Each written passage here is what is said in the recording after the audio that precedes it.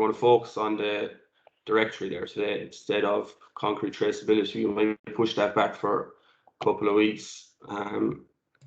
So the directory way Procore works is it works with unlimited licenses, and I think there was a small bit of confusion with some people. You don't actually need to ask myself or Brian to add something to the directory. Anyone on the project can do it themselves. So there might be a small bit of confusion on that. So I'll just go through the process of it, how it works really. So you have your project tools here. You have your tool here, the directory.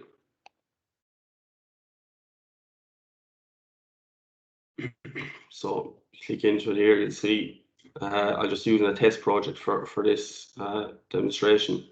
So you'll see you have your list of contacts here and they're grouped by company. So you're in your project directory. So to add a user to this and to invite them to the project, you come over here to the right hand side to add user. So you click this little taskbar here. And so all it is you're just inputting your details into the box here. So I just write myself here just for an example. So you put in the first name, last name, and it needs an email address as well. So this is your login is the email address. So you just in there. And so here then is you need to give this person a permission template. So the way the permission templates work is once this is set for a person, it gives them permissions to use and view certain tools on Procore. So for example, all Clancy staff are going to be project manager internal. So this means they'll have admin permissions for every tool on the system. And the way it works then as well, you have your different lists of them here.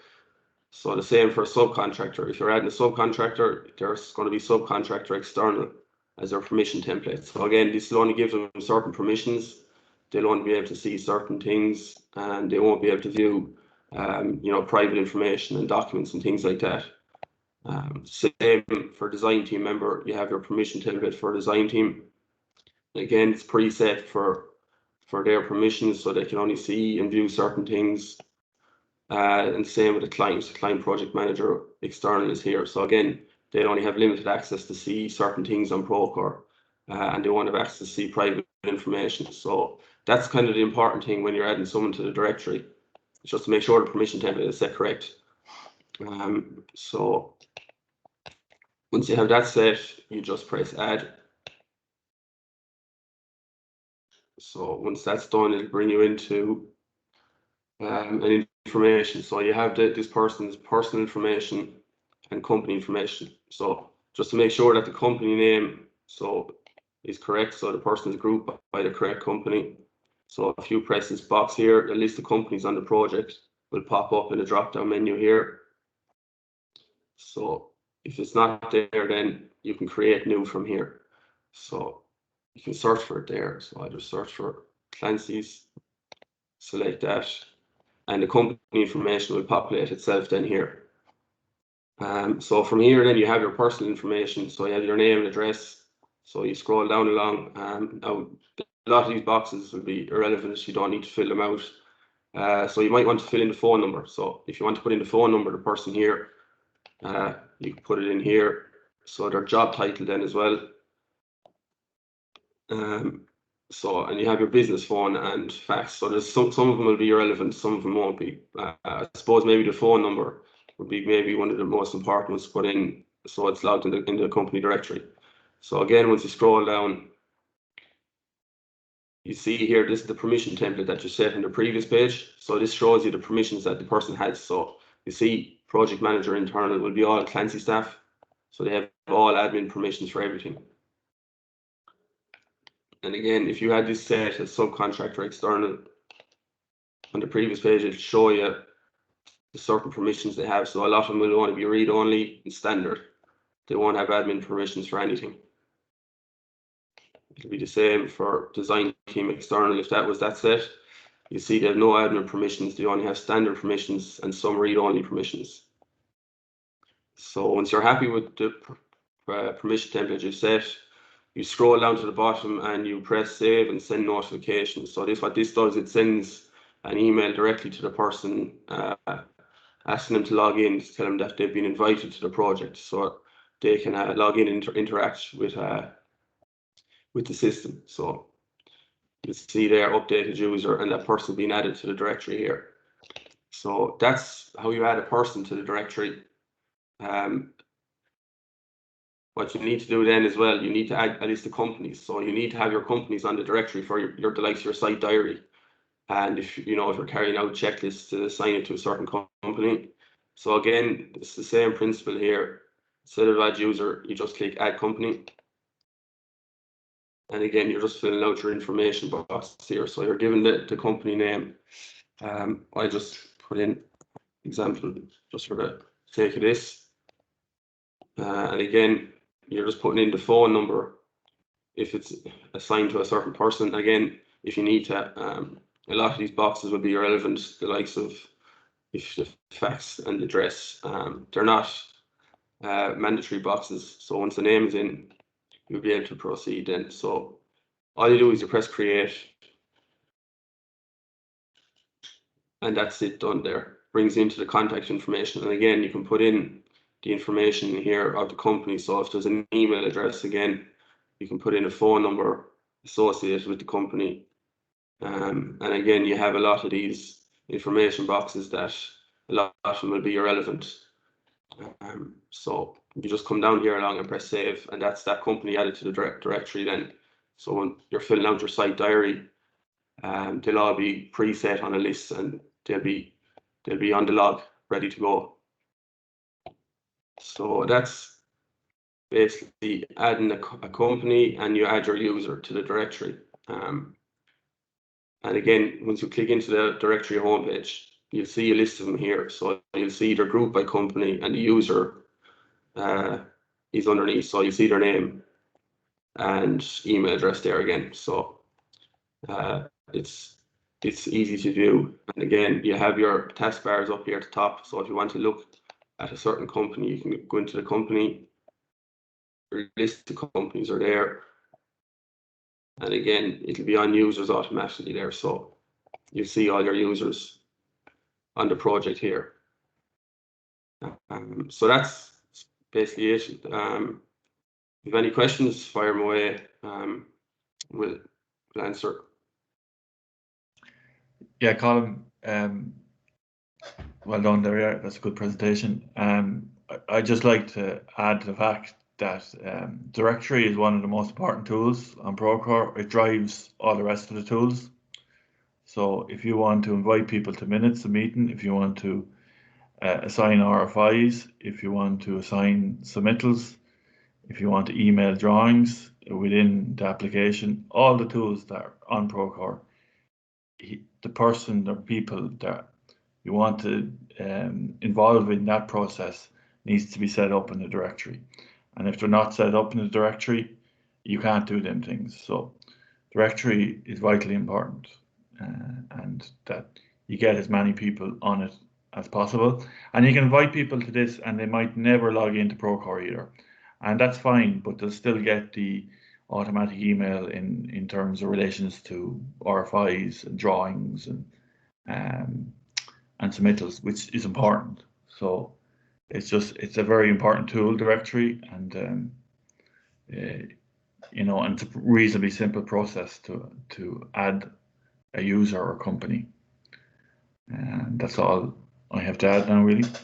Brian and Colin, so some of our vendors are still, especially the smaller ones, are still on Gmail type accounts. Are there, you can still put them in, can you? You can, yeah. Okay, good.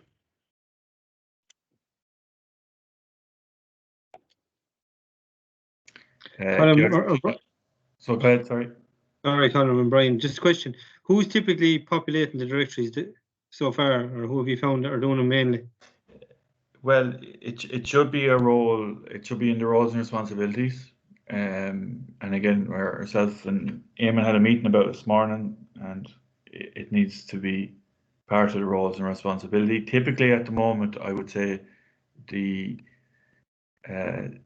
junior site manager is probably doing the majority adding to directory.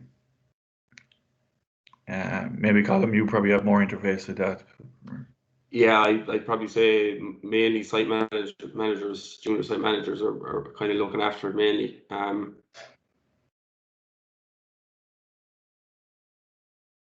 Okay, that's fine. Yeah, just wondering. Yeah. One thing, Declan, I suppose we're looking at is we already have a directory form, which is an Excel sheet, and there's a bit of duplication here between Excel sheet and project directory, and maybe it's just something again we discussed with Eamon today at a separate meeting about migrating that form on the QMS to use Procore as the main directory. Yeah, that makes sense. All right. Yeah, the more we can get onto this, the better. We've spoken about that anyway. Yeah. Yeah. Can I ask a question now, lads? Brian, just because it was actually going around my head about that Excel directory. I suppose what I normally do is when a job is started, like the first bit of direction, the Excel document, I set it up, like say the design team and all that, and then on the roles and responsibilities, it's handed over then to the QS, who as the subcontractors have been appointed, add in the names and emails of all the subcontractors being appointed. So look, my take is it should be just, as you say, get rid of the Excel document and bring it straight over to this and follow that same procedure. That's my opinion, my take on it.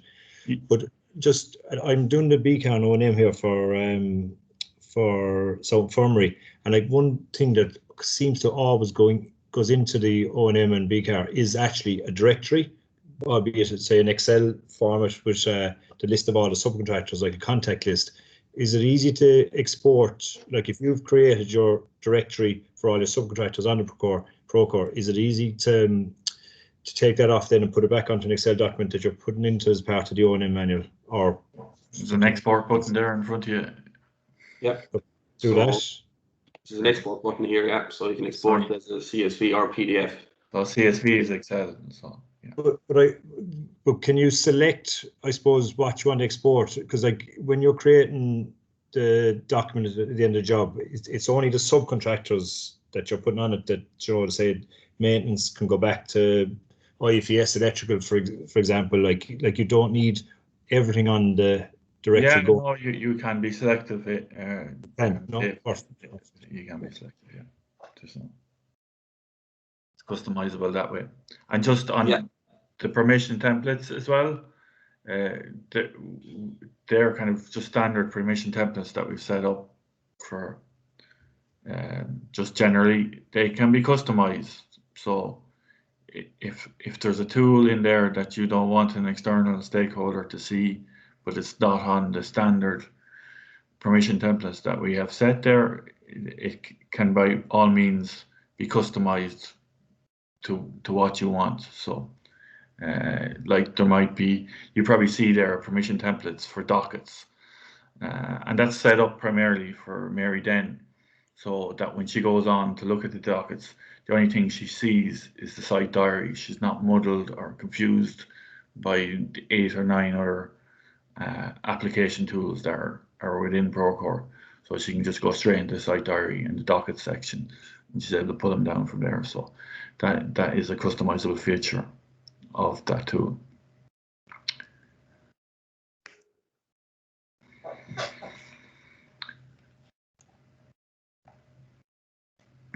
Okay, is there anything else, or we happy to conclude on that? Brian, just a quick one there from myself here.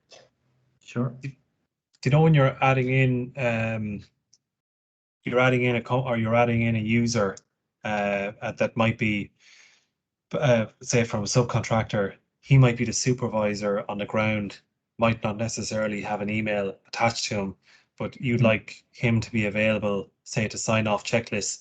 I know that I discussed this before with Colin. It was great help just to kind of get over the email side of things, but is the way forward when you're, say, adding in let's just say a partition supervisor who's not operating on emails, is it just to add in, you know, kind of a made up email to override that? Yeah, what we've done, like every subcontractor will have a contact anyway. It might be info at certain companies. So that's one way of doing it. So he mightn't. The unfortunate thing about that, he mightn't directly get an email to say, that there's an action against him. So it is. It's not great when he doesn't have an email that they can use. Because they won't be able to avail of the notification features that you get in terms of an email notification. So yeah, that is one way of going around it. Kind of use a make you up kind of email, like we've done it with let's say the crane drivers down in Bandon Road.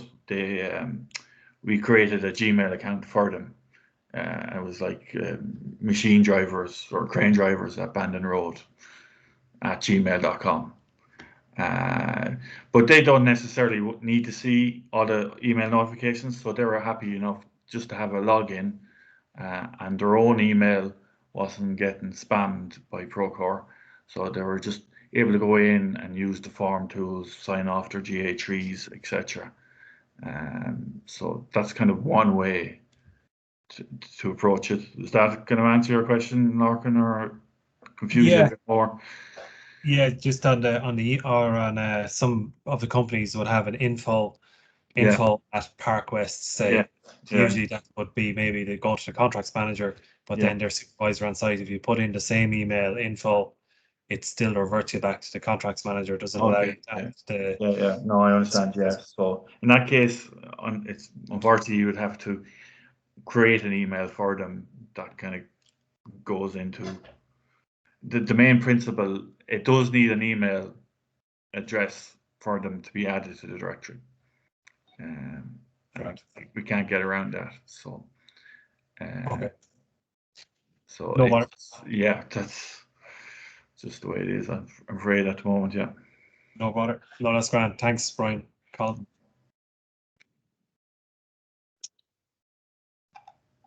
Okay. I don't have anything else to add. If anyone else has, should we leave it at that then? We'll see you in 2 weeks, hopefully. Thanks, Brian. Thanks, Colin. That's great. Thanks very much, Brian. Colin. Thanks, lads. Thanks, lads. Thanks, lads.